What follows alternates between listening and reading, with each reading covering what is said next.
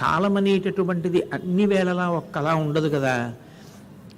కాలోహి బలవాన్ కర్త, కాలముని మించినటువంటి బలవత్తరమైనటువంటి స్వరూపం లోకంలో ఎక్కడా ఉండదు. అందుకే శంకర భగవత్పాదులంతటి వారు ఒక మాట అంటారు, ఆయుర్నశ్యతి పశ్యతాం ప్రతిదినం యాతిక్షయం యవ్వనం ప్రత్యాయాంతి గతాః పునర్న దివసాః కాలో జగద్భక్షక లక్ష్మీస్తోయ తరంగ భంగ చపలా విద్యుచ్చలం జీవితం తస్మాన్ మాం శరణాగతిం కరుణయా త్వం రక్ష రక్షాధునా అంటారు.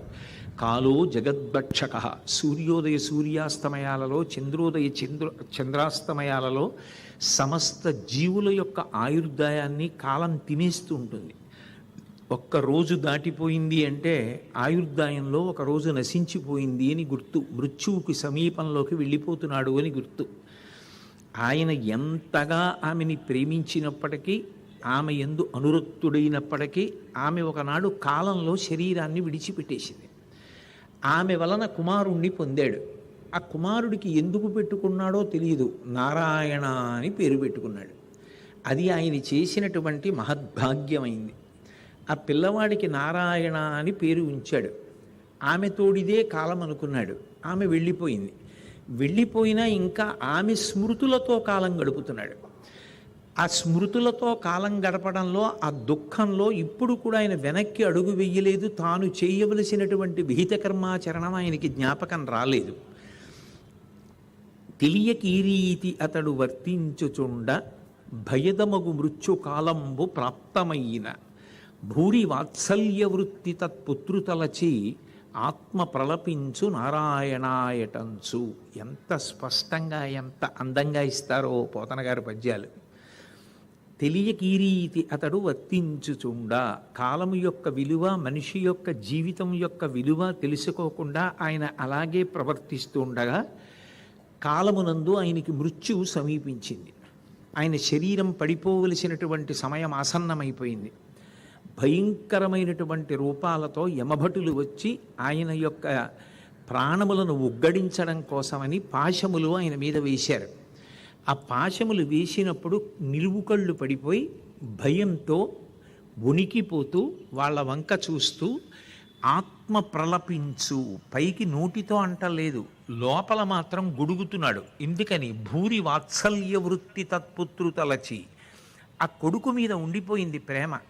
ఉండిపోయి నారాయణ నారాయణ నారాయణ అని ఆ కొడుకుని పిలుస్తున్నాడు.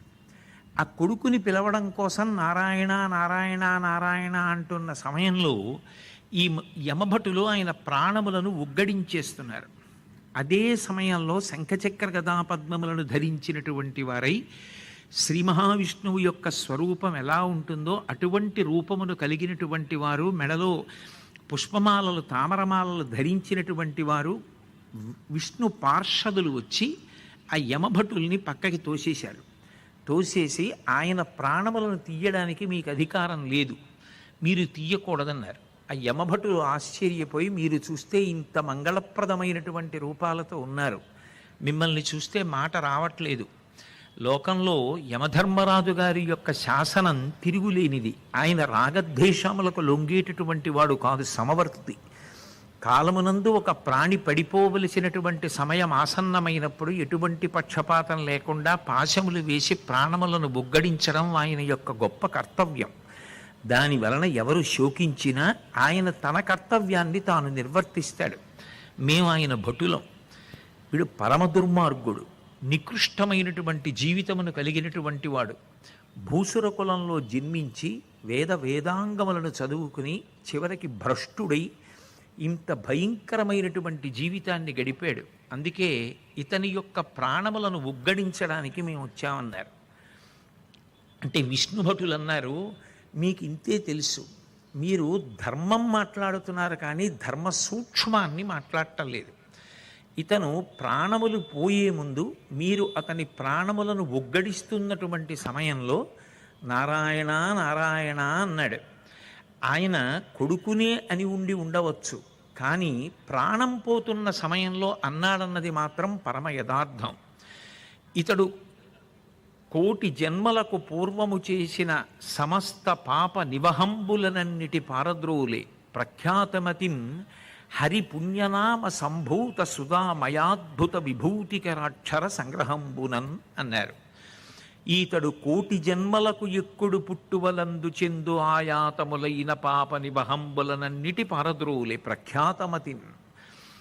ఈయన మరణ సమయంలో నారాయణ అన్న నామాన్ని పలికాడు. మృత్యు సమయంలో భగవంతుని యొక్క నామం పలకడం అనేటటువంటిది కోట్ల కోట్ల కోట్ల మందిలో ఎవ్వరికీ సాధ్యం కాదు.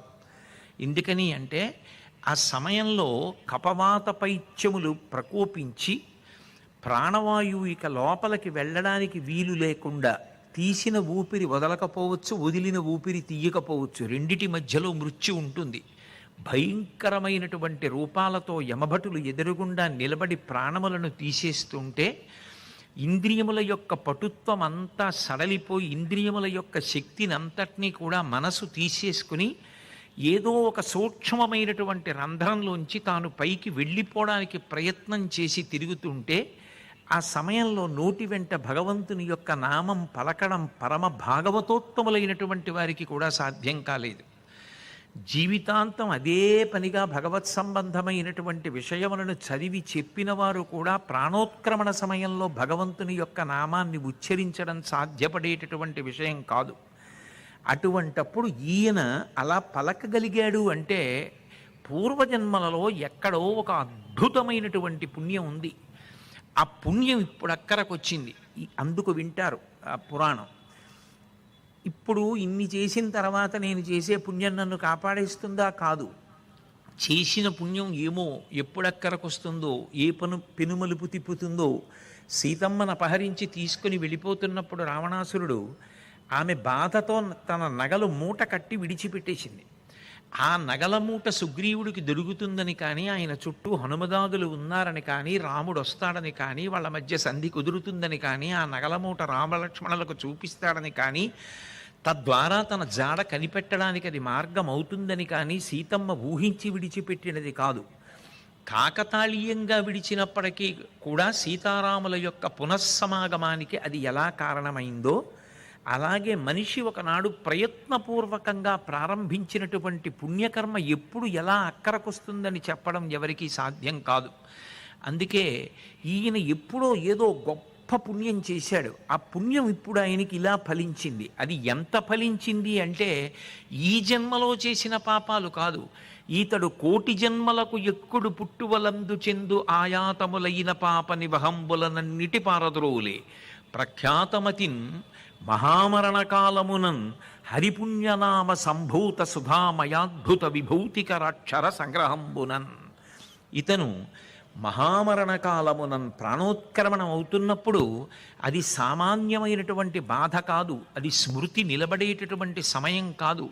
మహాత్ములు కూడా నా మరణము సంభవిస్తున్నప్పుడు భగవంతుడా నీ పేరు పలుకుతానో పలకలేనో, ఆనాడు ప్రాణం పోయే సమయంలో కపవాత పైత్యములు ప్రకోపించినటువంటి సమయంలో యమధర్మరాజు గారి భటులు వచ్చి పాశములు వేసి ప్రాణములను లాగేస్తుంటే నిస్తీజంగా ఉన్న సమయంలో నా నోటి వెంట భగవన్నామం పలుకుతానో పలకలేనో, ఇప్పుడే ప్రశాంతంగా ఉండగా నారాయణ అంటున్నాను, చెవి ఒగ్గి విని వీడు అన్నాడు భగవన్నామం అని గుర్తుపెట్టుకోవయా స్వామి అంటారు.